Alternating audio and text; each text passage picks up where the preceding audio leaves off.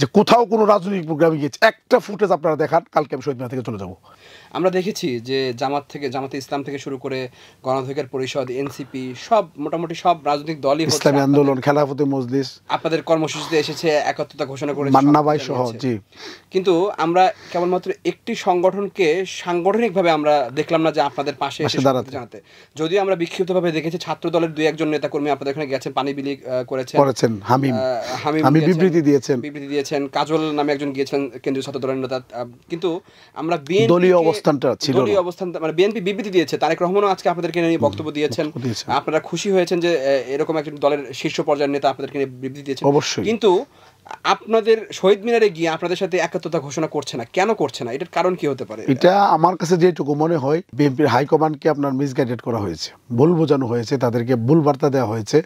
এটাই মূল কারণ, আর কোনো কারণ নেই। ওখানে হয়তো আমাদেরকে বিভিন্নভাবে ট্যাগ দেওয়া হয়েছে, যেটা আগে 5 আগস্টের আগে ছিল, এরকম ট্যাগ দেওয়া হয়েছে।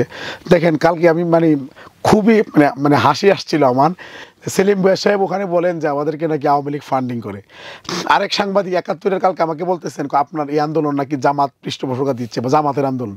তো জামাত আর আওয়ামী লীগ কি আপনার দুইটা, এটা তো আগুন পানির মতো, আকাশ পাতালের মতো, দুইটা তো একসাথে কোনোভাবে হইতে পারে না, এটা কোনোভাবে হতে পারে না। দ্যাটস মিন আমাদের উপর যে সমস্ত অভিযোগগুলো আনা হচ্ছে একেবারেই বিভ্রান্তিমূলক। আসলে মূলত এটা একটা নন পলিটিক্যাল জোট, পেশাগত আন্দোলন, এর সাথে রাজনীতির বিন্দুমাত্র সম্পর্ক নেন। হ্যাঁ, আমরা রাজনৈতিক দলগুলোর সাথে আমরা কথা বলছি। গতকালকেও খন্দকার মোশাররফ স্যারের সাথে আমাদের একটি টিম দেখা করেছেন। তা আমরা এটা করছি, কেন করছি? কারণ ওনাদের সমর্থন লাগবে আমাদের দাবি দেওয়াগুলোর জন্য। তো আমরা এনসিপি নেতৃবৃন্দের সাথে দেখা করছি, জামাতের সাথে দেখা করছি, ওনারা আসছেন এখানে, এসে ওনারা বক্তব্য রেখেছেন। আজকে গণ অধিকারের রাশেদ ভাই আসছেন, দেখা করেছেন, বক্তব্য দিয়েছেন।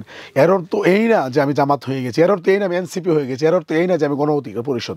হ্যাঁ, আমাদের এখানে যারা ভোটার আছেন 8 লক্ষ ভোটার আপনাদেরকেই ভোট দিবে, আপনাদের কাউকে না কাউকে ভোট দিবে। তো এটাকে ওনাদেরকে উল্টাপাল্টা বোঝানো হয়েছে। তো আমি আশা করব বিএনপি হাইকমান্ডের হয়তো ঘুম ভাঙবে, যেহেতু আজকে একটা ওনার বিবৃতি দিয়েছেন। যদিও বিবৃতির প্রথম অংশটি নিয়ে আমাদের কোনো আপত্তি নেই, কিন্তু শেষের অংশটি আমাদের আপত্তি আছে এবং এটার প্রত্যাহারেরও আমরা দাবি জানিয়েছি। আশা করি বিএনপি হাইকমান্ডের হয়তো এই বিষয়টা নিয়েও তাদের ভুল ভাঙবে। এই লোকগুলো আপনাদেরই, আপনারা এখানে এসে নিজেরা একটু ইনভেস্টিগেশন করেন নিজেদের লোক দিয়ে। এগুলো আপনাদের লোক, এগুলো এখানে জামাত বিএনপির লোকজনই বেশি, আপনারা দেখেন, এসে দেখলে বুঝতে পারবেন। তো আশা করি ওনাদের হাইকমান্ডের এটা ভাঙবে, ভুল ভাঙবে, অবশ্যই ভাঙবে। আর আমার ব্যক্তি অবস্থান তো ব্যাখ্যা করেছি যে আমার এলাকায় আপনার খোঁজ নেন, আপনাদের লোকদের কাছ থেকে খোঁজ নেন, বাইরে যাওয়ার তো দরকার নেই। যে আমি কার জন্য কাজ করেছি, যতদিন পুলিশ করছি, কোথায় করছি, আপনার খোঁজ নেন, তাহলে তো হয়ে যায়। যদি এরপরে যদি আমার ব্যাপারে কোনো রকমের ব্লেম থাকে, তাহলে আপনি জাতির সামনে প্রকাশ করেন যে তার এই তথ্যগুলো মিথ্যা। হ্যাঁ, আপনারা একটা বিষয় আসছে যে আমরা বিগত আওয়ামী লীগের সরকারের সময় বিভিন্ন জায়গায় এমপি মধ্যে, এটা তো আমার পেশাগত আন্দোলন ভাই, যে ক্ষমতায় থাকে তার কাছেই তো যাইতে হবে। এখন আপনি ইন্টারিম গভর্নমেন্ট ক্ষমতায়, আমি যদি এখন এনসিপিকে বলি যে আমাকে এটা দেন, পারবে? আমি যদি জামাতকে বলি পারবে? বিএনপি পারবে? কেউ পারবে না। যে ক্ষমতায় থাকে তার কাছে আমাদের যেতে হয়। এই সময়ে মাঠে আন্দোলনে একবার বন্ধ ছিল, এরপর আমরা 44 দিন আমরা করেছি প্রেস ক্লাবে। আমাদের কত জামাত শিবির ট্যাগ দেওয়া হয়েছে, আমাকে এনএসআই কার্যালয়ে 2.5 ঘন্টা জিজ্ঞাসাবাদ করা হয়েছে আমার 2 সহকর্মীকে নিয়ে। তো এগুলো আপনার খোঁজ নেন, সেলিমের কথায় আপনারা কেন বিশ্বাস করেন? তো আমাদেরকে ওই সময় যেহেতু ক্ষমতায় ছিল, আমরা বিভিন্ন সময় তাদের কাছে গিয়েছি।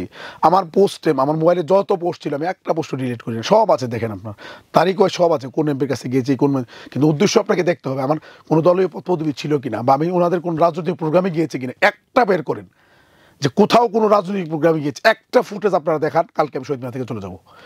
একটা ফুটেজ দেখা যে আমার কোথাও কোনো দলীয় পদবি আওয়ামী লীগের ছিল, আমি চলে যাবো শহীদ মিনার থেকে। এখন আমি আমার দাবি আদায়ের জন্য যারা রানিং সরকার তার কাছে গিয়েছি, বলেছি, এটা তো দোষের কিছু না, পেশাজীবী হিসাবে তো আমি যাইতেই পারি। এটাকে যদি সেলিম ভাই বলে যে আমি আওয়ামী লীগের দোষর বা আওয়ামী লীগের সাথে ছিলাম, এটাকে যদি বিএনপি খায়, তাহলে তো আমার কিছু করার নেই। কল্যাণ ট্রাস্টের টাকা পেতে তো অনেক সময় লাগে। সেলিম ভাইকে তো আমরা দেখেছি 2020 সালে 3 মাসের মধ্যে কল্যাণ ট্রাস্টের টাকা পেয়ে গেছেন। তাহলে তিনি কি আসলে সেই সময় কোনো কারো সুপারিশ ছাড়া তো সম্ভবই না? এটা বিএনপির হাইকমান্ডকে বলবো, আপনারা একটু দেখেন বিষয়টা। যেখানে সাধারণ শিক্ষক 6 বছর 5 বছর লাগে তাদের টাকা পাইতে, আর আওয়ামী লীগের সময়ে বিএনপির এত বড় নেতা হয়ে উনি কিভাবে 3 মাসে টাকা উঠায় আনলেন? নিশ্চয়ই উনি ফেসিবাদের কোনো দোসরের সাথে অথবা ফেসিবাদের সাথে ওই সময় আতাত করেছিলেন।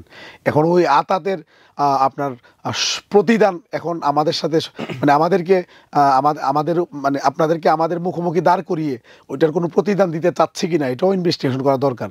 কারণ উনি বিএনপির এত বড় নেতা হওয়ার পরে আওয়ামী লীগ সরকার ওনার টাকাটা কিভাবে দিয়ে দিল, এখান থেকেই তো বোঝা যায় যে ওনার সাথে আওয়ামী লীগের হয়তো একটা বড় রকম সম্পর্ক ছিল।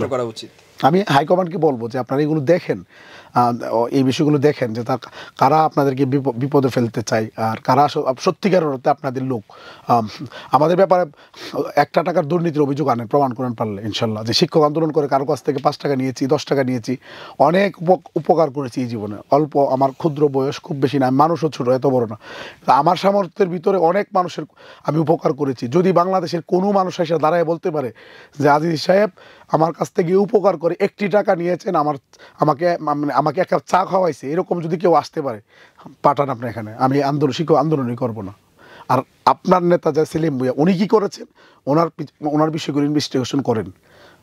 জাকির সাহেব কি করতেছেন এখন, এই যে আমাদের কাছে তথ্য আসে, যে আমাদের প্রমাণ নেই কারণ বলতে পারছি না, ওনারা কি করছেন এবং আগে কি করেছেন এগুলো দেখেন। আর আমি কি করছি, এখন কি করছি, খোঁজ দেন, তাইলে আপনারা বুঝতে পারবেন যে আসলে সত্যিকার অর্থে আপনাদের লোক কারা, বা সত্যিকার অর্থে কারা শিক্ষকদেরকে মাথা বিক্রি করে নিজেদের আখের গুছাতে চায়, আর কারা সত্যিকার অর্থে শিক্ষকদের জন্য কাজ করতে চায়।